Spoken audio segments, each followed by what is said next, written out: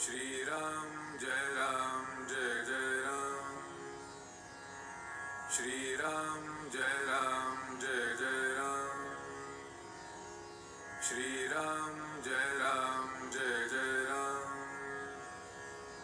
श्री राम जय जय राम। श्री राम जय जय राम। श्री राम जय जय राम। नमस्कार। आज दिनांक 20 सप्टेंबर। श्रीराम जय जय राम। प्रपंचाची आठवण हेच दुःखाचे कारण। श्रीराम जय जय राम। श्रीराम जय जय राम। प्रपंचाची आठवण हेच दुःखाचे कारण। आपण रामापाशी मागावे एक, तुझे इच्छेनं सर्व जगत चालते देख। त्यातील मी एक पामर, रामा तुला कसा झालो जड। रामा अन्यायाच्या कोटी, तूच माय घाली पोटी। माते लागे आले शरण, त्याला नाही दिले मरण।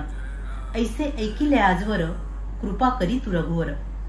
दाता राम हे जाणून चित्ती, म्हणून आलो दाराप्रती। आता रामा नको पाहू अंत, तुझं विण शून्य वाटे जगत। ज्याचा ज्याचा मी केला स्वार्थ, ते ते झाले दुःखाला कारण। आता रामा कोठे जाऊ, तुला टाकून कोठे राहू। ऐसे कोठे पाहावे स्थान, जेथे होईल समाधान। आता असो नसो भाव, मी रामा तुझा झालो देख। आता कसे तरी करी, मी पडलो तुझ्या दारी। आता लौकिकाची चाड, नाही मला त्याची आवड। हे ठसावे चित्ती, कृपा करी रघुपती। आता मानस येई तसे करी, माझे मी पण हिरोनी जाई। जोवर देहाची संगती, तोवर मी माझे ही वृत्ती। राहील अभिमानाला धरून, तेथे न राहे कधी अनुसंधान। काळोख अत्यंत मातला, घालवायाला उपाय न तुझ्या सुचला। होता सूर्याचे आगमन, काळोख जाईल स्वतः आपण। प्रपंचातील संकटे अनिवार्य, माझ्या बोलण्याचा करावा विचार। आता कष्टी न व्हावे फार, प्रपंचाची आठवण हेच दुःखाचे मूळ कारण। तेच घोकीत बसल्याने, न होई आनंद रूप स्मरण। सुख दुःखाची उत्पत्ती, आपलेपणात आहे निश्चित। स्वार्थ म्हणजेच आपलेपण, म्हणून माझे मीच दुःखाला कारण। आपण आपलेपणात वागत गेले, सुख दुःख चिंता शोक यांचे मालक व्हावे लागले। अमुक व्हावे अमुक होऊ नये, याचे कसे होईल त्याचे कसे होईल, ही चित्ताची अस्वस्थता, याचे नाव चिंता। सुखदुःखी चित्ताची न राहे स्थिरता, तीच त्याची खरी अवस्था। सुखदुःख परिस्थितीवर नसते, आपल्या जाणीवेवर अवलंबून राहते। ज्यात एकाला सुख वाटते, तेच दुसऱ्याला दुःखाला कारण होते। दुःखाचे मूळ कारण जगत सत्य मानले आपण। देहाने कष्ट केले फार, त्यातील फळाचा घेऊन आधार। फळ नाही हाती आले, दुःखाला कारण ते झाले। आपले चित्त झाले विषयाधीन, नाही दुःखाच दुसरे कारण। मागील गोष्टींची आठवण, पुढील गोष्टींचे चिंतन, हेच दुःखाला खरे कारण। याला एकच उपाय जाण, अखंड असावे अनुसंधान। प्रपंच न मानावा सुखाचा, तो असावा कर्तव्याचा। वृत्ती होऊ द्यावी स्थिर, चित्ती भजावा रघुवीर। रामा सुखदुःख दोन्ही, केले अर्पण तुझ्या चरणी। आता मनास येई तैसे ठेवी, याविण तुझे न मागणे काही। श्रीराम जय राम जय जय राम। श्रीराम जय जय राम।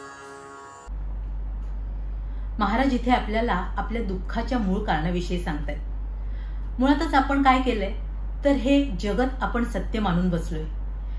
जिथे सारं जगतच मिथ्या आहे, तिथे दुसरं काय शाश्वत असणार। पण आपण या प्रपंचात अडकतो, त्यातल्या विषयाला आपण सत्य मानतो, आणि मग आपली सगळी तारांबळ उडते। आपल्याला सुखदुःखाला सामोरं जावं लागतं। तिथे अभिमान येतो, अहंकार येतो, आणि कर्तेपणाची जाणीव सातत्याने आपल्याला दुःखाला ओढवून घेते। आपल्या मनासारखं घडलं की आपल्याला सुख लाभतं आणि मनाच्या विरुद्ध झालं की दुःख लाभतं. पण खरं तर सुखदुःख या साऱ्यावर अवलंबून नसतंच, ते कोणत्याही परिस्थितीवर अवलंबून नसतं. त्यासाठी मुळात आधी आपली वृत्ती आपल्याला स्थिर करावी लागते. आणि ती कशाने होते तर अर्थातच आपला प्रपंच आपण जर भगवंताच्या स्मरणात केला तर.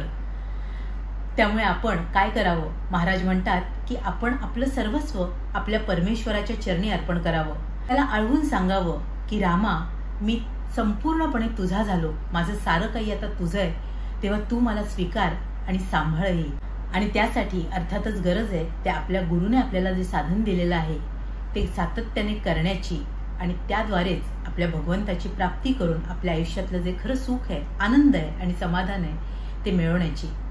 आपण आपला प्रपंच त्यातल्या विषयात न अडकता कर्तव्याने करावा, पण त्यातल्या फलिताची मात्र अपेक्षा न करता राम मला ज्या परिस्थितीत ठेवेल तिथे मी आनंदाने राहीन ही वृत्ती स्थिर करावी. आणि तरच आपल्याला आपल्या आयुष्यातलं खरं समाधान प्राप्त होऊ शकेल.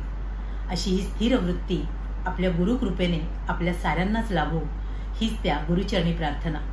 तुम्हा साऱ्यांसाठीच खूप सारी गुरु ब्लेसिंग्स. श्रीराम जय राम जय जय राम. श्री स्वामी समर्थ. जय गुरुदेव. श्रीराम जय राम जय जय राम. श्रीराम जय राम जय जय राम. श्रीराम जय